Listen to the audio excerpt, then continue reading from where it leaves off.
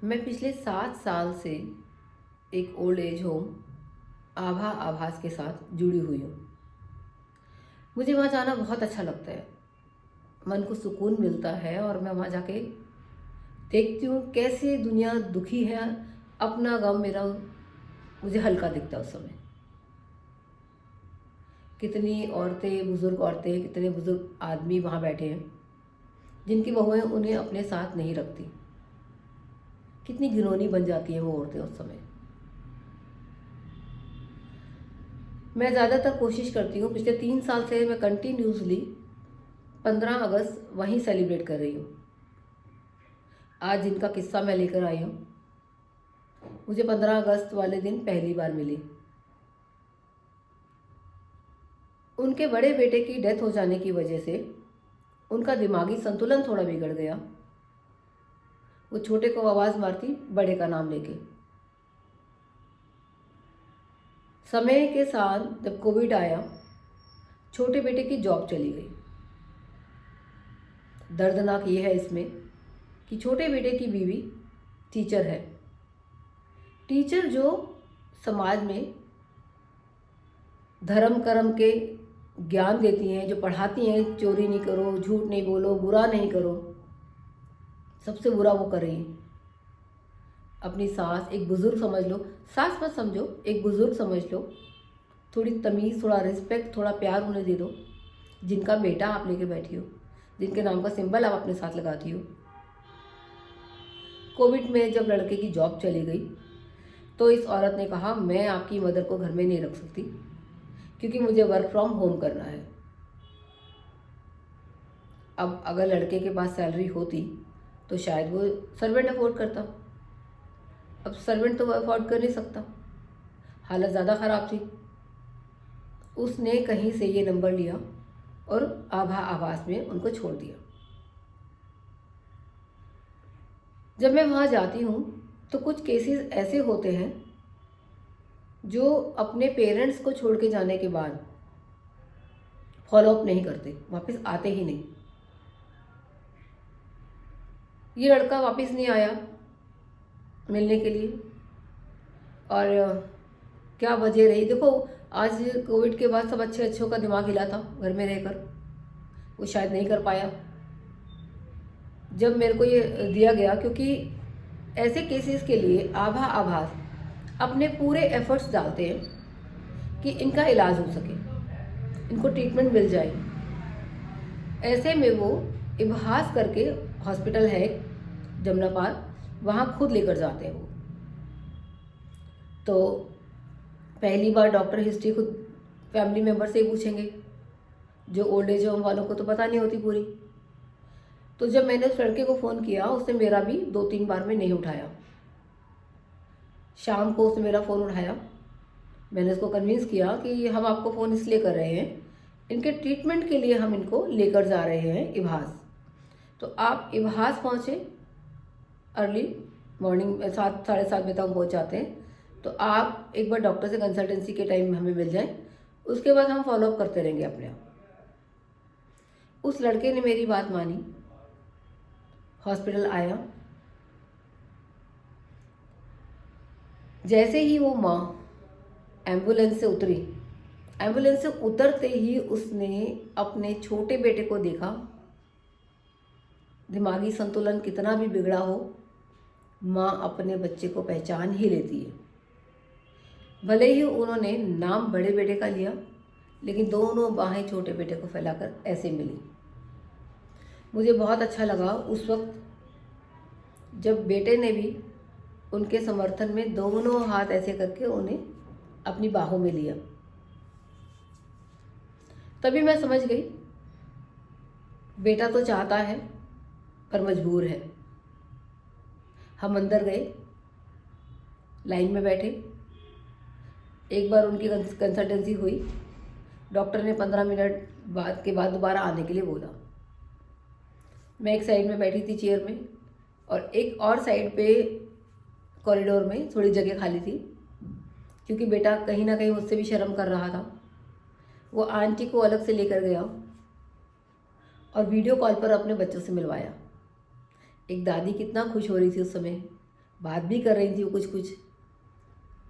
मुझे बहुत अच्छा लगा, एटलीस्ट बेटा कुछ कोशिश कर रहा है, कुछ पल मेरी माँ को अच्छे मिल जाए।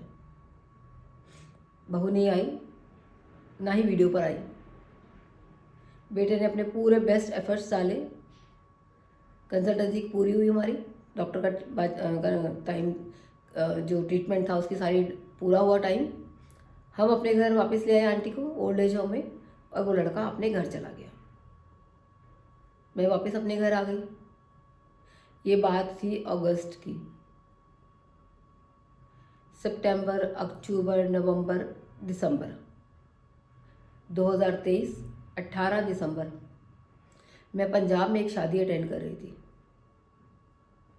मुझे फ़ोन आता है कि हम उस लड़के को फ़ोन कर रहे हैं, वो हमारा फ़ोन नहीं उठा रहा 2 दिन से।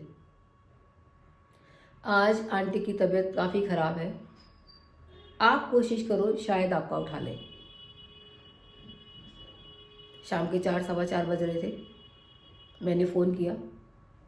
लकीली लड़के ने एक बारी में ही मेरा फ़ोन उठा लिया और छूटते ही बोला, मैडम मैं पूरी कोशिश कर रहा हूँ, मुझे कोई ऐसा हॉस्पिटल मिल जाए जहाँ मैं अपनी मदर को अपने पास रख सकूँ और मैं भी जा सकूँ वहाँ पर। मैं अपने एरिया में ढूंढ रहा हूँ, क्योंकि ऐसे केसेस में, इस एज में ऐसे केसेस में गवर्नमेंट हॉस्पिटल भी बहुत कम लेते हैं। पहली बात तो वहाँ जगह ही नहीं मिलती एडमिशन के लिए, एमरजेंसी में तो देख ही लेते हैं। तो वो लड़का सच में मजबूर था, एफर्ट्स डाल रहा था। फिर भी मैंने कहा तुम एक बार मिलने चले जाओ, क्योंकि आंटी का कहना है कि तबीयत ज़्यादा ख़राब है, ओल्ड एज होम वाली आंटी का कहना है। उसने बोला मैम बहुत दूर है, क्योंकि वो रहता था यूपी में, गाज़ियाबाद से आगे, ये था छावला में। मैं सुबह अर्ली मॉर्निंग पक्का चला जाऊँगा, क्योंकि दिसंबर ठंडा मौसम होता है, जल्दी अंधेरा हो जाता है। और वो बीच में एक स्ट्रेच ऐसा आता है कि बीच में बिल्कुल अंधेरा होता है, डर लगता है वहाँ से। सेफ नहीं था वो उस समय। आज तो थोड़ी लाइटें लग गई हैं उधर। तो मैंने कहा देख लो। मैं वापस शादी में मस्त हो गई, भूल गई। रात को मैं भी फ़ोन करना भूल गई, क्योंकि शादी रात की थी और 4 बजे वो तैयारी हो रही थी।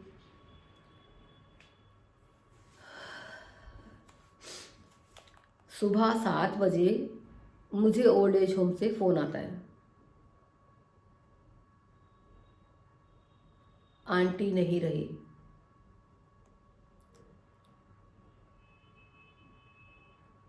क्योंकि मैं भी वहाँ रही थी आंटी के साथ, मैंने भी पल गुजारे उनके साथ। उससे ज़्यादा वो भी एक माँ है और मैं भी एक माँ हूँ। ये एक कनेक्शन हमारा हमारा वहाँ सब औरतों से बन जाता है। आंटी नहीं रही सुनते ही मैं एकदम, शॉक तो था मेरे लिए बहुत ज़बरदस्त। मैंने अगला फ़ोन उस लड़के को किया। ऑब्वियसली मुझसे पहले एक फ़ोन वहाँ पहुँचा है। वो लड़के ने फ़ोन उठाया और बोला मैडम मैं वहीं जा रहा हूँ। मैंने कहा एक माँ फिर अपने बच्चे से मिले बगैर चली गई। एक बच्चा तड़पता रह गया अपनी माँ से मिले बगैर। अब तुम पूरी जिंदगी इस दर्द में रहोगे कि मैं अपनी माँ से नहीं मिल पाया। और वो माँ बिना अपने बच्चे से मिले चली गई। कितना दर्दनाक रहा होगा उस औरत के लिए उस रात। भले वो नहीं बोल पाई, घुटती जरूर रही होगी। जब एक माँ छोटे बच्चे को पहचान सकती है कि वो मेरा बेटा है, तो क्या वो अंदर ही अंदर से मिस नहीं कर रही होगी? कैसे वो बहुएं भूल जाते हैं कि ये माँ है। जो बहुएं माँ नहीं बनी, उन्हें अपनी माँ का दर्द नहीं दिखता कि माँ है मेरी वो। तो इस लड़के की भी माँ है, वो मिलने को तरसती है माएँ। आज लड़कियाँ कैसे ये कदम उठा पा रही हैं, कैसे इतनी घिनौनी बन गई हैं कि माँ और बेटे के बीच में आ गई हैं। दुनिया के सबसे गंदा कर्म है एक माँ बेटे के बीच में आना, एक बच्चे को माँ से दूर कर देना। जब लड़कियां जलाई जा रही थी तो भी माँ ही घिनौना काम कर रही थी, तब भी एक लड़की थी वहाँ पर। आज लड़कियां इतना गलत कर रही हैं कि माँ और बेटे को, बच्चों को दूर कर रही हैं। कैसे भूल जाती हैं कि एक माँ आखिरी समय में ये दर्द लेके जा रही है, तो तुम्हारे ऊपर एक कर्ज छोड़ कर जा रही है। एक मरते इंसान का कर्ज तुम्हारे ऊपर हो गया, तुम्हारे पूरे परिवार के ऊपर हो गया। कैसे भूल जाती हैं वो? क्यों माएँ ये शिक्षा अपनी बेटियों को नहीं देती हैं कि अगर तुमने अपनी सास, अपने लड़के के माँ बाप की रिस्पेक्ट नहीं की, उनका कर्ज हमारे ऊपर लगेगा, हमारा परिवार भी सुखी नहीं रहेगा। अगर एक माँ को बच्चे से दूर किया जाता है, इससे घर बड़ा घिनौना काम कोई नहीं है। तो आपके लिए कितने, अगर तुम्हें दुआएं मिलती हैं तो बददुआएं भी लगती हैं, कितने कर्ज लगते हैं। ये शिक्षा क्यों नहीं देती माएँ? मेरे लिए बहुत दर्दनाक रहा वो दिन। मैं ये भी नहीं पूछ पाई उस लड़के से कि क्या आज तुम्हारी वाइफ तुम्हारे साथ है, क्या तुम बच्चों को लेकर जा रहे हो आखिरी समय। जब मैं दिल्ली वापस आई तो मैंने जाके आज पहला फ़ोन आंटी से पूछा। आंटी ने बोला नहीं, वो अकेला आया था, पर उसने कहा मैं यहाँ से अपनी मम्मी को घर लेकर जाऊँगा और विदाई मैं वहीं से करूँगा। मुझे इस बात से थोड़ी संतुष्टि हुई कि चलो ये अच्छा है, एटलीस्ट वो अपने घर से जाएंगी। मैं कभी नहीं चाहती हूँ, और शायद कोई भी नहीं चाहेगा, आप भी नहीं चाहोगे, कि ओल्ड एज होम से जिनकी फैमिली हो उनकी विदाई हो। कुछ लोग ओल्ड एज होम में ऐसे भी हैं जिन्होंने शादी नहीं की या जिनके बच्चे नहीं हैं, उनकी विदाई मुझे समझ में आता है वहाँ से करना। लेकिन जिनका भरा पूरा परिवार, बहू बेटा वहाँ बैठे हैं, वो लोग वहाँ से ना जाएं, क्योंकि इस जन्म में तो कुछ नहीं कर पाए, अगले 7 जन्मों तक तुम्हें उनका कर्ज लगेगा। बहुत दर्दनाक सीन था। और कई किस्से हैं जो मैं आगे लेकर आऊँगी। कैसे औरतें भूल जाती हैं, आज कैसे औरतें इतनी गिर गई हैं कि माँ बच्चा सब दूर कर दिया। कैसे औरत औरत की दुश्मन बन गई, मैं नहीं समझ पाती। वो औरत ही औरत नहीं है जो अपनी मर्यादा से बाहर एक माँ से बच्चा छीन ले, अपनी मर्यादा से हट के हरकतें करे। वो औरत औरत हो ही नहीं सकती। औरत को देवी का दूसरा रूप माना जाता है। कहाँ मर गई वो औरतें जिनके अंदर की देवियाँ ख़त्म हो गई।